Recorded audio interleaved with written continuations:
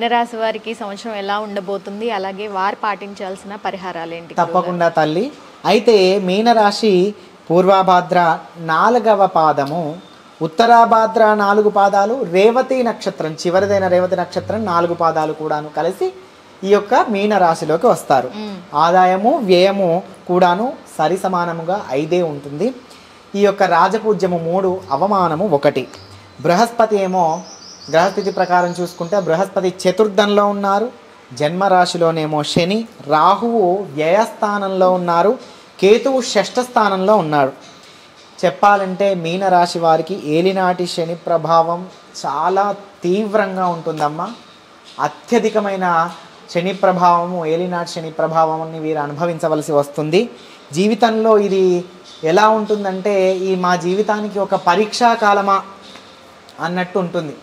వీరికి ఇప్పుడే తెలిసి వస్తుంది ఏది మంచి ఏది చెడు, ఎవరితో ఎలా ప్రవర్తించాలి, ఎలా చేస్తే మనం ఈ సంఘంలో సమాజంలో గౌరవ మర్యాదలతో బతుకుతాము, మనం సమాజంలో ఎలా బతకాలి అని ఈ పీరియడ్లో మనం తెలుసుకుంటాము. చాలా కష్టాలు అనుభవించవలసిన సమయం ఈ యొక్క మీనరాశి వారికి వస్తుందమ్మా. అయితే కొద్దిగా ఇలా వారికి మనస్తాపాన్ని కూడాను కలగజేస్తుంది. మెంటల్గా కాస్త వారు డిస్టర్బ్ అయిపోతారు. అంతేకాకుండా ఈ యొక్క జన్మశని వలన కుటుంబంలో వారికే కాదు, వారి కుటుంబంలో కూడాను ఏదో ఒక సమస్యలు వస్తూనే ఉంటాయి. ఆరోగ్యాలు సమస్యలు, వ్యవహారాలు, లేదా వృత్తో వ్యాపారము ఉద్యోగం వలన ఏదో ఒక కష్టాలు వస్తూనే ఉంటాయి. చాలా జాగ్రత్తగా ఉండడం అవసరం అమ్మ. వ్యాపారస్తులకు అప్పుల సమస్యలు విపరీతంగా పెరిగిపోతాయి. అప్పులు చేస్తే వ్యాపారాలు అస్సలు చేయవద్దండి. వ్యాపారం చేయకపోయినా మంచిది. ఇది నా యొక్క సలహా.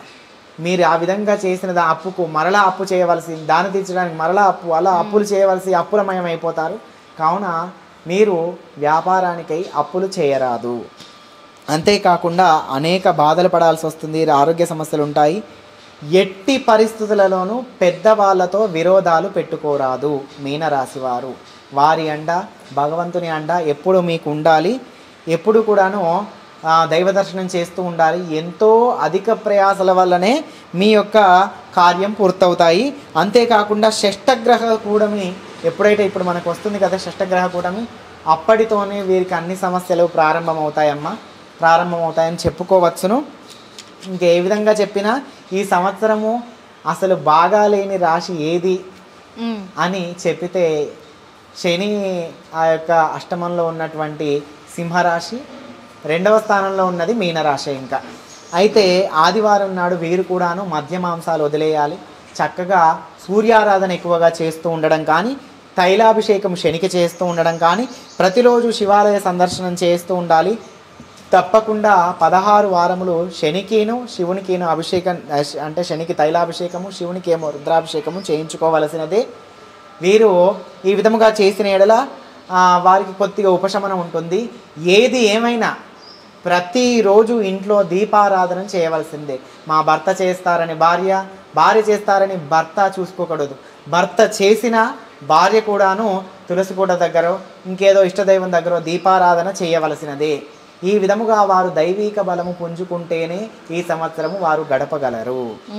అంతేకాకుండా బడాయిలకు వెళ్ళరాదు. భగవంతుణ్ణి చక్కగా శ్రద్ధగా గట్టిగా పట్టుకుంది. భగవంతుడు మిమ్మల్ని సదా రక్షిస్తూ ఉంటారు. మీరెంత దైవారాధన చేస్తే అంత దైవిక బలం మీ వెన్నంటే ఉండి మీ సమస్త కష్టాల నుండి బయటపడతారమ్మా. ఇది మన యొక్క మీనరాశి 12 రాశుల యొక్క వారి యొక్క ఫలితాలు, నియమాలు, అలాగే వారు పాటించవలసినటువంటి పరిహారం. చాలా థ్యాంక్ యూ సో మచ్ గురువుగారు. చాలా మీ వాల్యుబుల్ టైం ఇచ్చి మా కోసం ఉగాది పంచాంగ శ్రవణం చెప్పడమే కాకుండా చాలా ఉన్నతమైన విషయాల గురించి కూడా మా ప్రేక్షకులకు వివరించారు. చాలా థ్యాంక్ యూ సో మచ్. మీ వాల్యుబుల్ టైం శివార్పణమమ్మా. Thank you so much. చూసారు కదండి, ఉగాది రోజున పంచాంగ శ్రవణం, అలాగే చాలా విషయాలు గురువుగారి దగ్గర నుంచి మనం తెలుసుకున్నాం కదా. సో మరొక చక్కటి అంశంతో మళ్ళీ కలుద్దాం. నమస్కారం. Signing off. This is Hima.